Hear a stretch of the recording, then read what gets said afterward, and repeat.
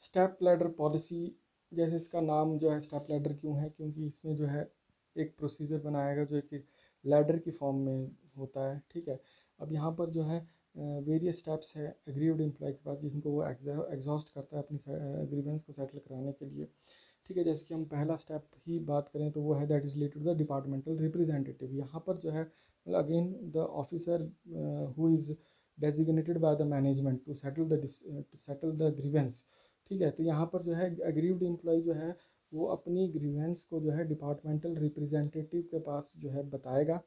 ठीक है, यहाँ पर डिपार्टमेंटल रिप्रेजेंटेटिव के पास 48 आवर्स होते हैं कि वो जो है एग्रीव्ड एम्प्लॉय को उस दौरान जो है रिप्लाई जो है उसको एग्रीव्ड एम्प्लॉय को वो देगा, या डिसीजन जो है उस एग्रीव्ड एम्प्लॉय को देगा। ठीक है, तो अगर एग्रीव्ड एम्प्लॉय जो है डिपार्टमेंटल रिप्रेजेंटेटिव के डिसीजन से सेटिस्फाइड नहीं होता है तो उसके पास जो है या उसको जवाब नहीं मिलता है या डिसीजन आ जाता है तो वो सेटिस्फाइड नहीं होता है। ठीक है, तो उस केस में जो है वो नेक्स्ट ऑप्शन उसके पास रहती है हेड ऑफ डिपार्टमेंट की।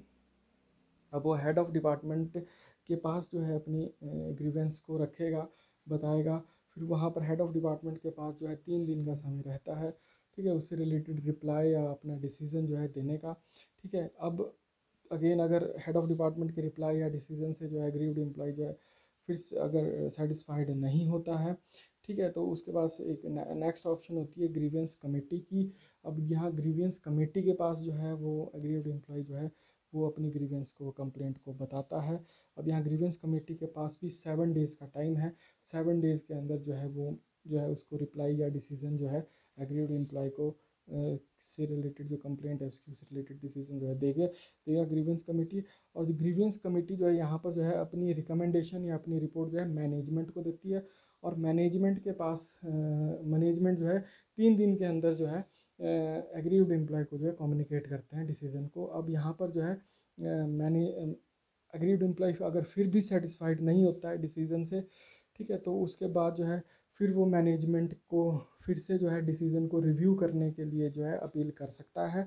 और यहाँ पर जो है चीफ एग्जीक्यूटिव ऑफिसर या मैनेजमेंट के पास जो है 7 दिन का समय रहता है।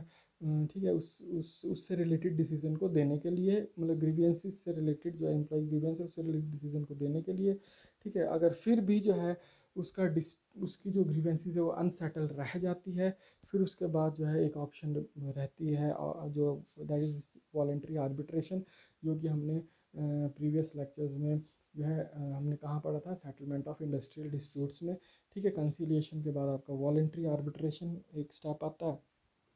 ठीक है, वॉलेंट्री आर्बिट्रेशन में क्या है कि यहाँ पर जो है एक आर्बिट्रेटर जो है उसको अपॉइंट किया जाता है। ठीक है, ये आर्बिट्रेटर ऐसा होता है कि दोनों पार्टीज जो हैं जैसे एम्प्लॉयर और एम्प्लॉई है, ठीक है, तो उनकी उनकी रजामंदी से एक आर्बिट्रेटर जो है अप्रोप्रिएट गवर्नमेंट जो है वो उसको जो है अपॉइंट करेगी।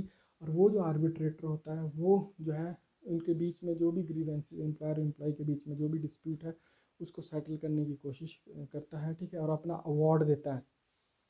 ठीक है, अवार्ड मतलब कि दोनों की सुनवाई होगी। ठीक है, एम्प्लॉयर की भी बात सुनी जाएगी, एम्प्लॉय की भी बात सुनी जाएगी, उसके बेसिस पे वो अपना अवार्ड या डिसीजन देगा। ठीक है, अगर यहाँ पर अब ये जो डिसीजन होता है वैसे बाइंडिंग होता है दोनों पार्टीज पे, एम्प्लॉयर पे भी एम्प्लॉय पे भी। बट अगर फिर भी अगर कोई पार्टी जो है वो सेटिस्फाइड नहीं होती है उस अवार्ड के, फिर उसके बाद जो है दूसरी ऑप्शन हो सकती है लेबर कोर्ट्स है, लेबर कोर्ट के बाद हाई कोर्ट है, हाई कोर्ट के बाद सुप्रीम कोर्ट है। ठीक है, तो इस तरह से जो है सारा जो है आपका स्टेप लैडर पॉलिसी जो है या प्रोसेस जो हम कह सकते हैं ग्रीवेंस रिड्रेसल मैकेनिज्म जो है वो वर्क कर। ऑर्गेनाइजेशंस ने भी जो है वेरियस मेजर्स जो है वो अपने एम्प्लॉय को रिटेन करने को मोटिवेट करने के लिए जो है वो जो है अपनाए हैं।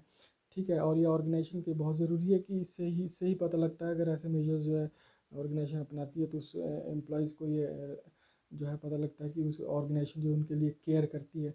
ठीक है, ये एक बहुत इम्पॉर्टेंट है कि वो ऐसा कोई ग्रीवेंस रिड्रेसल मैकेनिज्म जैसा सिस्टम जो है वो कंपनी में इंस्टॉल हो, मेंटेन हो।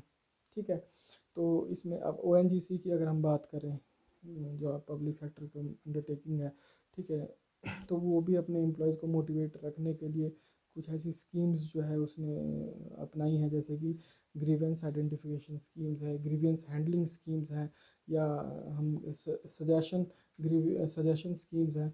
To identify and redress the grievances of the employees. तो ये आपका पूरा जो है आज हमने डिस्कस किया, that is grievance redressal mechanism, ठीक है, और एम्प्लॉय ग्रीवियंसेस और देयर रिड्रेसल, ठीक है। Thank you.